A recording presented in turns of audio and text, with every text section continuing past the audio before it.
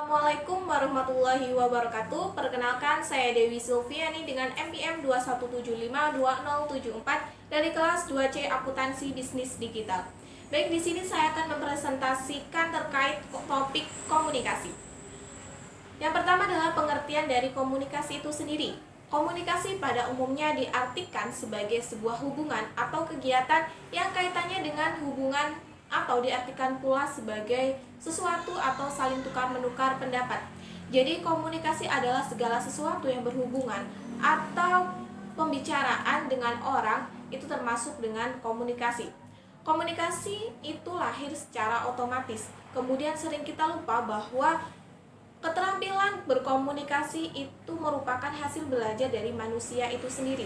Dan pada dasarnya, komunikasi merupakan landasan atau dasar aktivitas, kemudian dasar atau landasan terjadinya sebuah kerjasama. Jadi setelah kita melakukan sebuah komunikasi, itu akan muncul atau memungkinkan muncul sebuah kerjasama yang akan menguntungkan bagi kedua belah pihak. Lalu selanjutnya ada 3 konsep dasar dalam komunikasi. Yang pertama, proses komunikasi. Proses komunikasi berjalan antara orang dengan orang atau dengan kelompok. Dalam komunikasi antarpersonal ini akan menyebabkan terjadinya proses encoding dan decoding. Jadi apa sih yang dimaksud dengan encoding dan decoding itu sendiri? Encoding adalah proses menjabarkan ide ke dalam bentuk bahasa, sedangkan decoding adalah proses penjabaran bahasa ke dalam bentuk ide. Konsep dasar yang kedua adalah elemen-elemen komunikasi. Yang pertama ada sender write, speaker, encoder, message, medium letter, report, speech, receiver reader, dan listener. Kemudian konsep dasar yang ketiga itu adalah motivasi untuk komunikasi. Mengurangi ketidakpastian, memecahkan masalah, meningkatkan keyakinan, dan kontrol emosi. Jadi sebelum kita melakukan sebuah komunikasi, pastinya kita didorong oleh sesuatu hal. Misalnya saat kita dihadapkan untuk memecahkan sebuah masalah, kita perlu bantuan orang lain untuk saling menukar pendapat hingga masalah tersebut dapat terselesaikan. Kemudian ada tujuan komunikasi, menciptakan pengertian yang sama atas setiap pesan dan lambang yang disampaikan dengan maksud apa yang kita sampaikan itu dapat dimengerti oleh komunikasi dengan baik. Jadi saat kita melakukan komunikasi, pastinya tujuannya adalah agar seorang komunikan tersebut paham atau dapat mengerti apa yang kita sampaikan. Yang kedua, melakukan sesuatu tindakan yang selaras sebagaimana diharapkan dengan adanya penyampaian pesan tersebut, yaitu untuk melakukan atau tidak melakukan sesuatu. Semisalnya kita menyuruh pegawai kita untuk mengcopy sebuah file, lalu menyuruh pegawai kita untuk memprint out file. Kemudian yang ketiga adalah memahami orang lain. Kita sebagai komunikator harus mengerti benar aspirasi orang lain tentang apa yang kita inginkan. Kemudian ada 5 komponen dalam komunikasi. Yang pertama adalah komunikator, yaitu orang yang menyampaikan pesan. Kemudian yang kedua ada komunikan, yaitu subjek yang ditunjukkan untuk pengiriman pesan tersebut. Yang ketiga adalah pesan. Apa yang dimaksud dengan pesan? Pesan adalah maksud atau tujuan yang dikirimkan oleh komunikator kepada seorang komunikan. Yang keempat adalah respon atau tanggapan. Tanggapan adalah hasil dari proses penyampaian pesan atau bisa dikatakan feedback dari komunikan kepada seorang komunikator.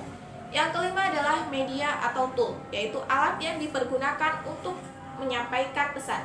Alatnya bisa berupa handphone atau laptop. Medianya dapat berupa WhatsApp, email, dan Instagram. Kemudian ada 3 ciri komunikasi yang baik. Yang pertama adalah pesan yang disampaikan itu jelas dan tidak bertele-tele, sehingga sang komunikan menjadi paham atau mengerti dengan pesan yang kita sampaikan. Yang kedua adalah penerimaan berita dalam situasi yang tepat. Jadi ketika kita membahas misalnya bisnis kepada rekan kerja kita, tetapi suasananya masih dalam jamuan makan malam, itu tidak diperbolehkan. Yang ketiga adalah cara yang digunakan efisien. Kemudian ada komunikasi tatap muka. Tujuan dari komunikasi tatap muka antara lain yang pertama, mengerti akan arti pentingnya komunikasi tatap muka dalam memecahkan sebuah masalah.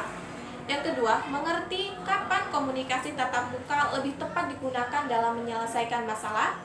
Yang ketiga, mengerti tentang komponen-komponen pokok agar komunikasi tetap berjalan dengan baik. Yang keempat, dapat mengembangkan keterampilan dalam meningkatkan komunikasi tatap muka.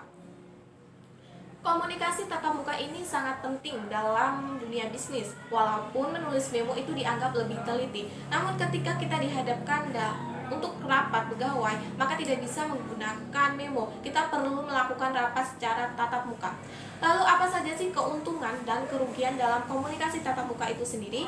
Yang pertama adalah keuntungan komunikasi tatap muka adalah untuk meningkatkan pemahaman kita terhadap arti yang tersimpan dalam pesan tersebut. Lalu kerugiannya adalah memerlukan waktu yang lebih lama. Selanjutnya adalah klasifikasi komunikasi tatap muka, ada dua. Yang pertama adalah komunikasi antar personal, komunikasi antara komunikator dengan seorang komunikan, yang artinya hanya ada dua orang saja. Yang kedua adalah komunikasi kelompok. Komunikasi ini terjadi antara komunikator dan komunikan yang berada dalam situasi yang sama atau berhadapan dan saling tatap muka. Baik, yang selanjutnya ada pertanyaan dari saudari Sofiana Anggita kepada saudari Sofiana Anggita, disilahkan. Baik, izin bertanya, jadi apakah perlu kita berbicara panjang lebar?